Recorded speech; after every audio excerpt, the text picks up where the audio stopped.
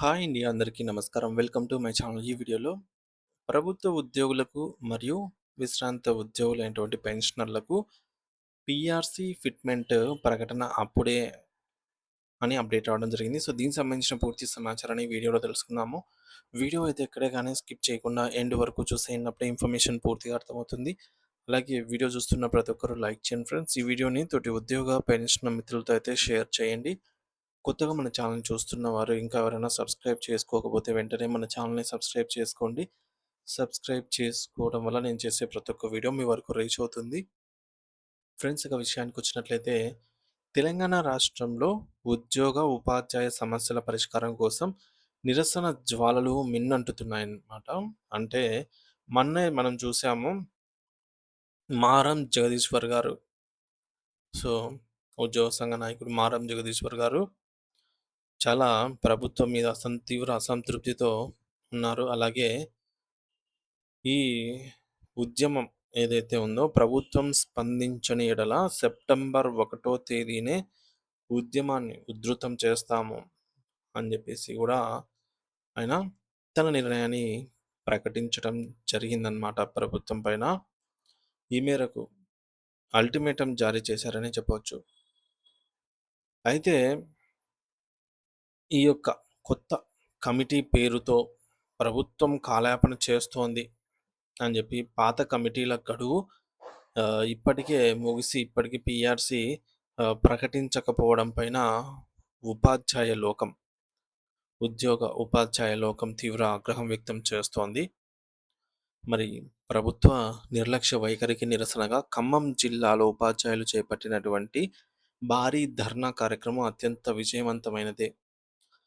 So ఈ మేరకు ప్రభుత్వానికి ఒక బలమైన హెచ్చరిక కూడా పంపింది. సో ఫ్రెండ్స్, రిమైనింగ్ అంటే మిగతా శాఖల ఉద్యోగుల కంటే ఒక అడుగు ఉపాధ్యాయులు ముందు ఉన్నారని చెప్పాలి ఈ విషయంలో. ఎందుకంటే వీరు చదువుకున్నారు, అంటే అందరూ చదువుకున్నారు. కాకపోతే ఉపాధ్యాయ సంఘాలు ఒక అడుగు ముందుగానే ఉన్నాయన్నమాట జేఏసీ సంఘాల్లో సంబంధించి. సో యూటీయు ఈ మేరకు ఒక బలమైన హెచ్చరికను ప్రభుత్వానికి పంపింది. వేలాదిగా తరలివచ్చిన ఉపాధ్యాయుల నినాదాలతో ఖమ్మం పట్టణం వీధులు హోరెత్తాయన్నమాట. మరి ప్రభుత్వ ఉద్యోగ ఉపాధ్యాయ వ్యతిరేక విధానాలను ఎండగడుతూ సాగినటువంటి ఈ యొక్క మహాధర్నాలో ఉద్యోగులందరూ కూడా ఐక్యంగా పాల్గొని తమ నిరసన గళాన్ని అయితే వినిపించారు. ఈ నిరసన కేవలం ఆరంభం మాత్రమేనని, ప్రభుత్వం తక్షణమే స్పందించకపోతే రాబోయే రోజుల్లో ఈ యొక్క ఉద్యమాన్ని రాష్ట్ర వ్యాప్తంగా ఉధృతం చేస్తామని ఉపాధ్యాయ సంఘాల నాయకులు స్పష్టం చేశారు. ముఖ్యమంత్రి గారు ఎన్నికల మేనిఫెస్టోలో ఎన్నికలకు ముందు ఇచ్చిన హామీలు ఏవైతే ఉంటాయో వాటిని తక్షణమే నెరవేర్చాలి. ఎందుకంటే ప్రభుత్వం అధికారంలోకి వచ్చి 2.5 సంవత్సరాలు, అంటే దాదాపుగా సగం కాలం అయింది. ఇప్పటికైనా వీటన్నిటిని తక్షణమే నెరవేర్చాలని వారు డిమాండ్ చేస్తూ ఉన్నారన్నమాట. నూతన వేతన సవరణ కమిటీ నివేదిక ఆధారంగా వెంటనే పీఆర్సీని ప్రకటించి అమలు చేయాలనేది వారి ప్రధాన డిమాండ్.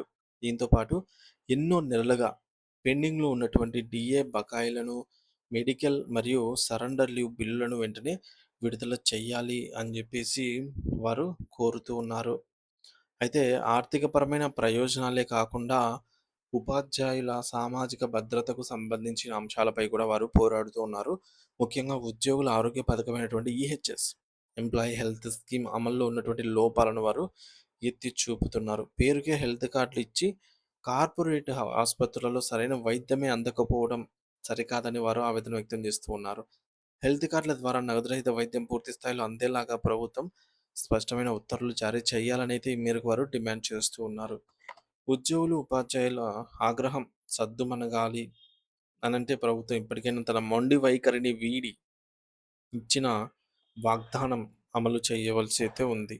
లేని పక్షంలో తమ హక్కుల సాధన కోసం ప్రత్యక్ష పోరాటానికైనా సిద్ధమే అని ఉపాధ్యాయ సంఘాలు హెచ్చరించాయి. మరి ప్రభుత్వం స్పందించి సమస్యలను పరిష్కరించే వరకు ఈ పోరాటం ఆగదని ఖమ్మం వేదికగా ఉపాధ్యాయులు సమర శంఖాన్ని పూరించారు. అలాగే రీసెంట్గా మనం చూసాము, ఎంప్లాయీ యూనియన్ లీడర్స్ కూడా ఈ మేరకు ప్రభుత్వం పైన గుర్రుగా ఉన్నారనమాట. ఎందుకంటే ఇచ్చిన హామీలు ఏమయ్యాయి? సగం కాలం గడిచిపోయినా సరే ఇప్పటికి గూడా ఇచ్చిన హామీలు ఎటుపోయాయి అని క్వెషన్ చేస్తున్నారు.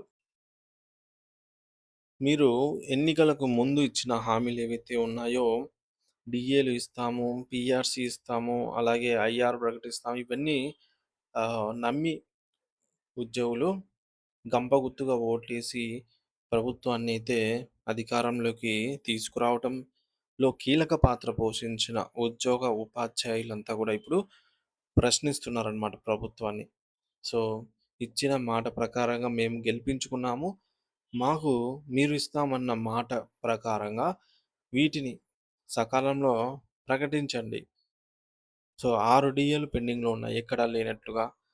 సో, 6 డీఏలంటే దాదాపుగా 15% డీఏలలోనే కోల్పోతూ ఉన్నారు. ప్రతి నెల దాదాపుగా 15% అంటే ప్రతి రూ. 100లో 1500. ఒకవేళ 10,000 బేసిక్ పే ఉన్న వారికి 10,000 బేసిక్ పే మీద రూ. 1,500 నష్టమే అన్నమాట. అంటే రావటం లేదు. ఇది డీఏల వరకు. అలాగే పీఆర్సీ చూసుకుంటే ఈ నష్టం మరింత ఎక్కువగా ఉంటుంది.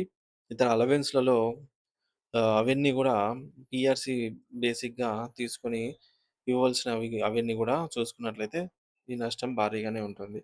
కాబట్టి ఉద్యోగులంతా ఇప్పుడు ఒక ఏకతాటిపైకి వచ్చి పోరాడాల్సిన సమయం. సో, వారు గూడా ఈ మేరకు సెప్టెంబర్ 1 తేదీలోపు ప్రభుత్వం తనకి తానుగా ఏవైతే ఇవ్వాలనో వాటిలో అన్నీ కాకపోయినా ఉద్యోగుల నమ్మకాన్ని చూరగొనేలాగా అట్‌లీస్ట్ ఒక 2 టీఏలను ప్రకటించడము, ఫిట్‌మెంట్ ఇచ్చి పీఆర్‌సీని ఇంప్లిమెంట్ చేయటము, తర్వాత నెమ్మదిగా మిగతా డీఏలు, అలాగే దానికి తగ్గట్టు అలవెన్సులు వీటన్నిటిని పెంచాలని జెప్పేసి కోరుతున్నారనమాట.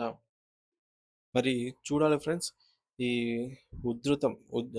ఉద్యమం ఏదైతే ఉందో ఆపే ప్రసక్తే లేదు. మరింత ఉధృతం చేస్తామని జెప్పేసి ఇటు ఏపీ, అటు తెలంగాణ సో 2 రాష్ట్రాల్లో కూడా ఈ మేరకు ఉద్యోగులైతే గుర్రుగా ఉన్నారనమాట. మరి ప్రభుత్వం ఎటువంటి నిర్ణయం తీసుకుంటుంది?